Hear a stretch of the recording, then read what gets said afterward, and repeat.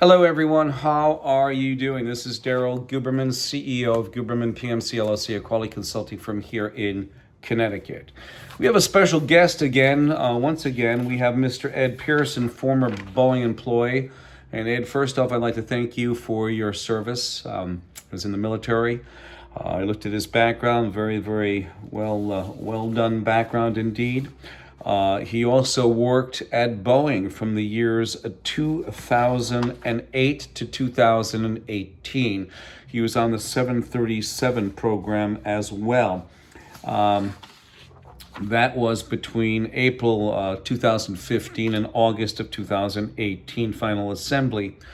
And I'm sure he got out of there in August of 2018, and several months later in October, you had the first fatality. I think that's the Indonesian airline, and then in March, I think the Malaysian airline went down almost 5 months later or so.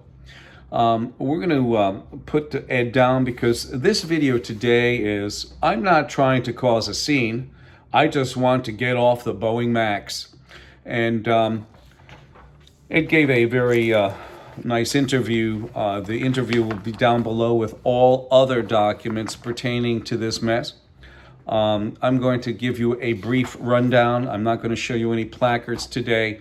I think you've been blinded by all those placards. In fact, there is another video coming out, actually a featured article coming out about the FAA and Mike Whitaker and how can a regulator, the FAA, go after an FAA regulator like Boeing, because in 2009, the FAA came in and made Boeing a FAA regulator under Mr. McCreevy, James McNerney here. Under his leadership, that's when they started the 737 program, the 737 MAX program, and also the FAA came in and made them Boeing an FAA regulator. We have the documentation here. I will show it to you real quick. Here it is. From 2009, FAA increased authority of Boeing's commercial airlines or airplanes division to self-certify its own aircraft. You hear many of our news media discussing, well, the Boeing hoodwinked the FAA when it came to the installation of MCAS. Well, they're a regulator, my friends, and I'm going to show you how. I'm going to read you why they're a regulator, and here it is. The new system at Boeing allows Boeing employees to perform tasks on behalf of the FAA that include oversight of testing and product standards, along with certification of aircraft technologies like MCAS and new aircraft designs like the 737 MAX. So basically, they designed it, they built it, they flew it, and they approved it. And nobody can say anything about that. I know the FAA is trying to with Mike Whitaker, but what are you going to do? And then you have their supplier bulletin in 2002, where Boeing said that if you are AS 9100 certified, that's an international standard for aerospace. And as long as it's ANSI ANAB accredited, because Boeing sits on ANSI's board, right over by the FAA, there's Boeing, sitting on ANSI ANAB's board. They sat on ANAB's board that can grant, suspend, and withdraw certification, and also the board of directors that have the guidance of their accreditation body, and they sit over by them. So it's a little bit screwy, but this is basically what they said with this supplier bulletin from 2002.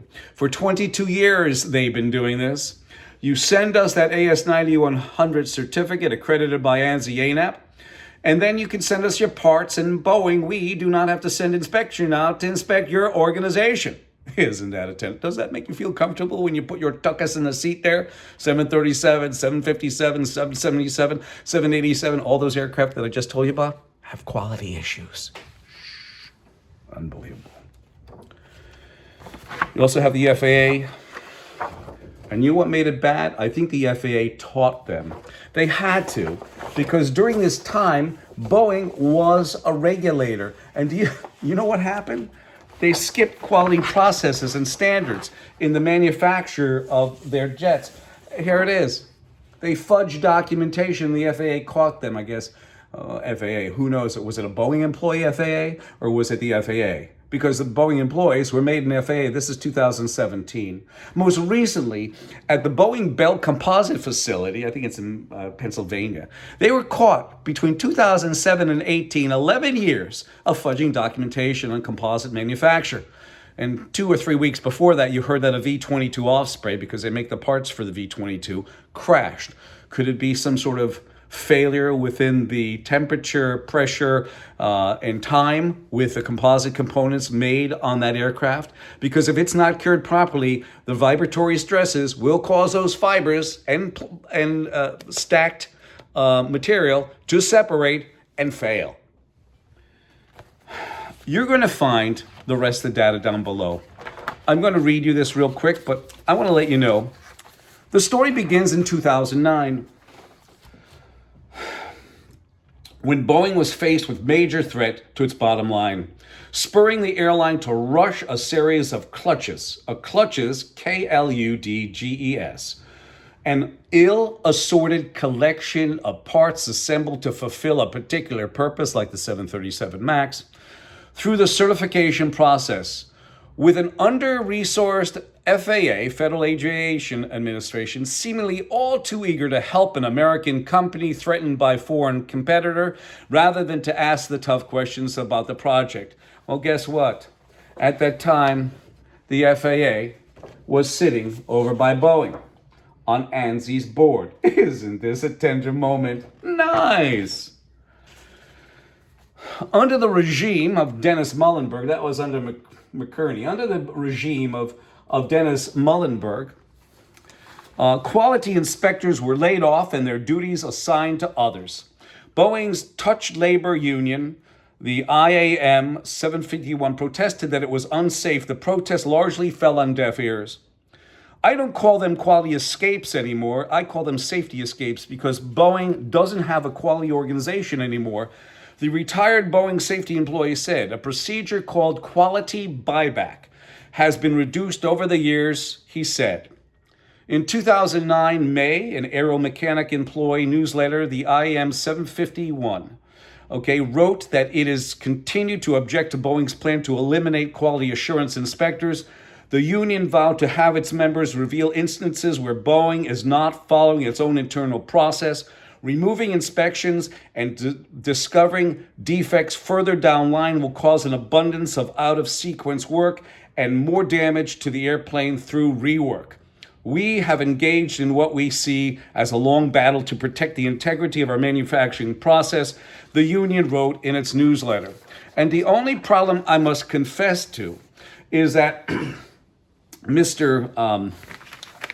Ed, the gentleman from Boeing, who basically, what did he do? He there he is. He actually stepped down in August of 2018 because he was probably hammering his head with management. Management said, "Oh, don't pay attention to it. I'll let it go." And that's the problem, because you have a bunch of number crunchers rather than people who roll up their sleeves. You have people who care more about golf, it appears, than they manufacture the parts they think it's going to manufacture themselves.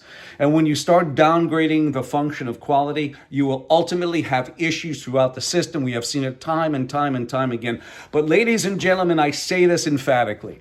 All of this stems from the American National Standards Institute and the American National Crediting Board. They've been around for a long time. ANSI has been around for over 100 plus years. And they formed an alliance. ANSI took over complete control over ANAB in 2018. They are underwriters for the International Accreditation Forum, incorporated in Delaware, which is a repository for both national and international accreditation bodies. Underwriter means at one time they used to say, we only certify the system. If there's a system failure, we certify that. Now, because they're an underwriter, they not only do the system failure, but also product failure. Like when that door popped off the aircraft at Alaska. When the plane crashed, Malaysian and Indonesian, when those two planes went down, ANSI ANAB has to take some legal responsibility because they are underwriters. Been underwriters, I have it on a federal contract. I showed you an SOW, Standard Operating Work Order. They are underwriters for failure. Okay, everything that this organization touches is a failure. And Joe Batia, the CEO of ANSI, should be taken to task before he leaves office in December of 2024. He is the culprit behind all of this. Looks good in the suit, but that's about it. And that's really it. It's disgusting. When you take a piece of paper as your quality, as Boeing did, because Boeing sits on their board. If you find something wrong with that, that's more than the fox watching the hen house. They have Zippo quality. And the worst problem is when you take a piece of paper saying, hey, send it to us, Boeing says it, AS9100, ANSI ANAB accredited because it also requires that on their supplier portal, or internationally equivalent. And you find out the international equivalent being an IAF member, and ANSI and ANAB are underwriters, and the international equivalent could be Pakistan or Iran. Iran actually got their cert taken away from them, not because of their lack of quality, because they didn't pay their bill. Isn't that a tender moment? I thought there were a lot of oil over there. I'm sure they have some money somewhere they can scrape up and pay off IAF. But ANSI, ANAB are underwriters, so that means that Boeing accepts an AS9100 cert accredited by ANSI, ANAB, and just send us your parts, and Boeing doesn't have to send inspection. There's not one news media who has taken this to task because, ladies and gentlemen, you're sitting on a freaking plane with years of parts that have come in judged by a piece of paper. Not a human being did not look at these parts. Well, maybe a cursory look when they came in, possibly. Maybe, could be. Do you find yourself safe? Maybe you don't give a damn. But as David Foster Wallace said, the truth will set you free, but not until it is finished with you. My telephone number is 203-556-1493 or Daryl, TQRS, @yahoo.com. You'll find beneath this video, I did a video for Ed, who may not know because he was on board of Boeing in 2008. They had already put the supplier bulletin up 6 years before he was on board, so maybe he didn't have a clue about it. But he was definitely on board when the FAA made Boeing an FAA regulator. So when you hear Mr. David Mullenberg talk about regulator or FAA, he should have taken the pride enough in 2009 when he sat on the board, and then he became the CEO, I think in 2018-19. When he became the CEO, he is not just the CEO of Boeing, but he is also an FAA administrator because they are the FAA. Unbelievable. I look forward to hearing from you.